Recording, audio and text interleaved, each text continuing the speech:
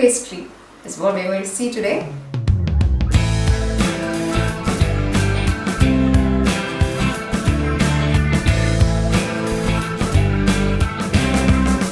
This is a lovely yummy puff pastry because I know all of us, right from children to elderly people, love to eat these puffs.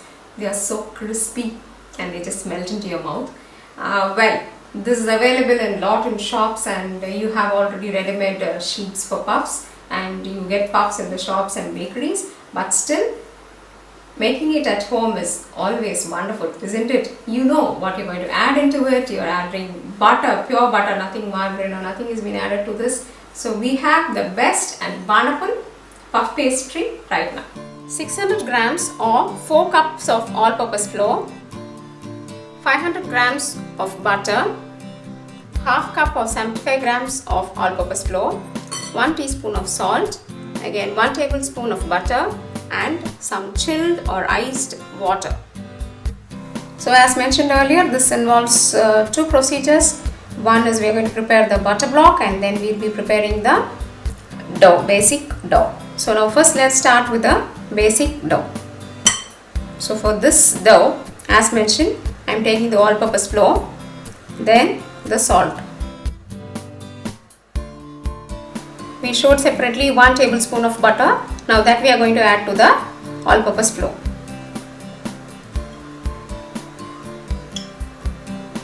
I am spreading the butter or fat throughout the flour.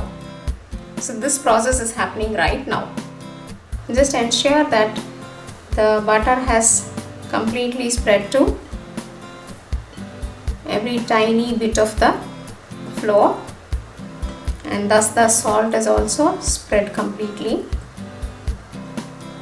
Now this should be a very soft dough, so we'll have to add water. As I mentioned, it is 600 grams of flour. We need at least half liter of water, but let's add water little by little, because adding at the same time we might go wrong. So just take some care to add water little by little.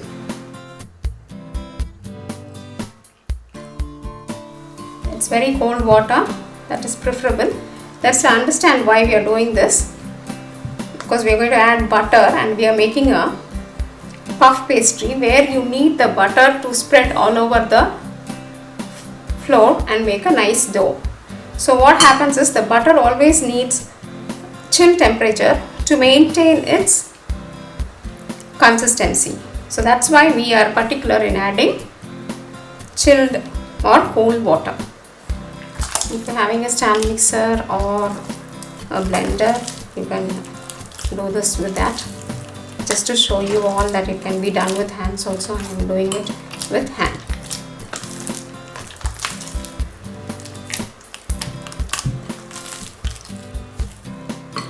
Now look at this dough, it's very sticky right now. Actually this should be, now the water amount is enough. Now just see, 100 grams of water is left over, so it's not entire half liter I have used to this. Now this sticky dough, we have to keep kneading it for 5 to 10 minutes so that you get a soft, not sticky dough. Just dust your mat. Just follow this method. Keep folding like this and a press. Folding and a press. Keep kneading like this, you get a very soft dough quickly. Because already we had some dough in our hands, what will happen is this dough will refuse to leave our hand and it will stick to our hands. So wash your hands and then dust your hands with some dough and then continue your kneading. These are very small issues, but then if you are going to concentrate on these issues also, what will happen is the preparation will speed up and you will feel more comfortable while doing this. Now just have a look at this. I've been kneading this for 7 to 8 minutes and I've got a nice, very soft, pliable dough. Now let's leave it to rest into the refrigerator for another half an hour to 45 minutes. It depends on your convenience, but not less than half an hour. As I mentioned, here the temperature is very important, so we are going to allow the gluten to form up and also leave it in a cool stage. So that's why we are leaving it into the refrigerator. Butter paper like this or a parchment paper, and then sprinkle some flour. Very little flour. Pack and leave it into the refrigerator. Leave this for half an hour. Now let's prepare the butter block. Just remember that the butter should be at room temperature so that the consistency of the butter is not very thick or hard and it's very soft like this. Now look at this, we have a soft and a pliable butter. This is because it was in the room temperature. Half cup of all-purpose flour to this butter.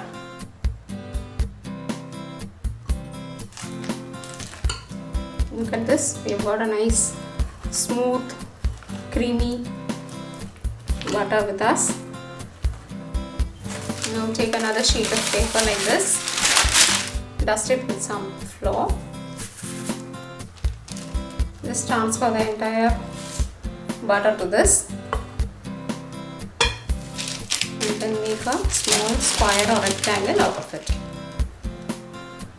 Now let's leave it to the refrigerator for 30 to 45 minutes. Ensure that this has become solidified and it has regained its original texture. And if at all it's not going to regain, or you feel that it will take a longer time to solidify, then leave it into your freezer compartment for 20 minutes and then observe that whether this has become thick and solid. Now just look at this. After 40 minutes into the refrigerator, this is our dough. Dust the surface well with flour.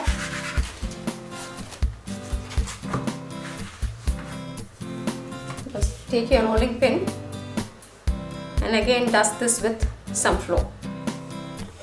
Roll it out on all sides to make a nice square or a rectangle.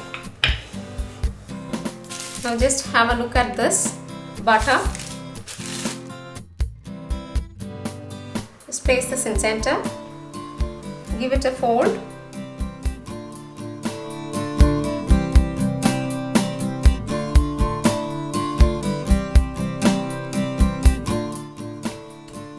Now take this side and again on top of it. Here again on top of it. Just spread flour on all sides. Give a slight press like this so that the butter block slowly folds into the dough. Now look at this. Just roll it gently to make a nice thin sheet. Just do not keep pressing it on the same single side. Spread your pin, keep rolling it all over, and let us get a even thin sheet. Here thin doesn't mean very thin. Look at this. It should be of this size. We are just folding it to a book shape. This is called book folding.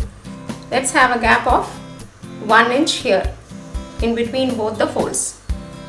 Stretch this and make it into a neat shape. Give it another fold. Our book fold is ready. We are going to leave it into the refrigerator for the next half an hour. And remember, we are going to do 5 folds like this. So this is the first fold. Now we forget and we get confused about how many folds we have done. So either give a press here to just note this is the first fold, or if you're going to refrigerate it and remove it, if you're scared this will go off, just take a pen and a notebook, write down that you have done your first fold. Now we are packing it in the parchment paper and leaving it inside the refrigerator. So now after our first refrigeration, we are going to do the second rolling right now. Look at this. We have made a lovely square. Now let's fold it again. First our folds were like this. So now let the fold go this way.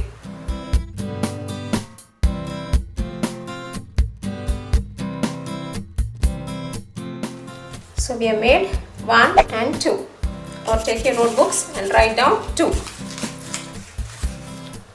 Let us refrigerate it for the next half an hour. Now, second fold is over. We are going to do the third fold. Just dust some flour on top of it, and now let's change the direction and roll it. Put out a thin sheet. So let's do the folding. See, we have made both folds, this side and that side. So this is going to be kept into the refrigerator for the next half an hour. This is the third time. So I have kept 3 dots, or you write it in your notebook. Now here we are there for the 4th time.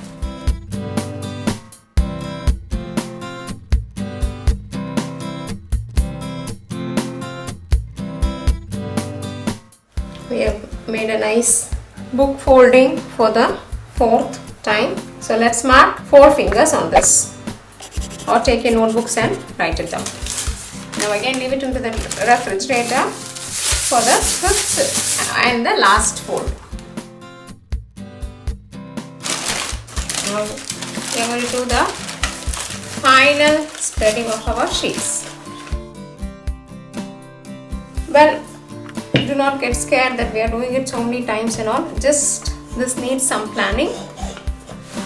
Plan it, and initially you will be first doing the dough, and after that it's going to be just remove it, roll it, remove it and roll it. So plan your day and go ahead with preparing the sheets.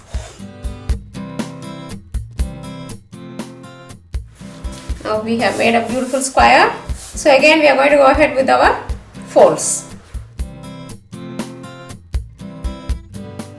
Now with all the folds, our puff pastry is ready. So dear friends, hope you enjoyed this session of making this lovely puff pastry.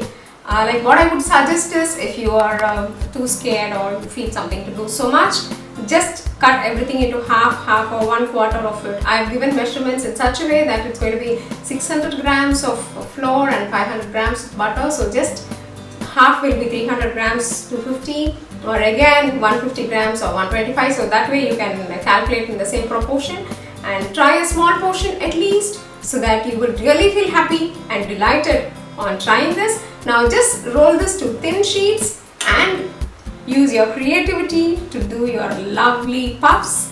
So now this dough puff pastry can be stored for 6 months into the freezer compartment of your refrigerator.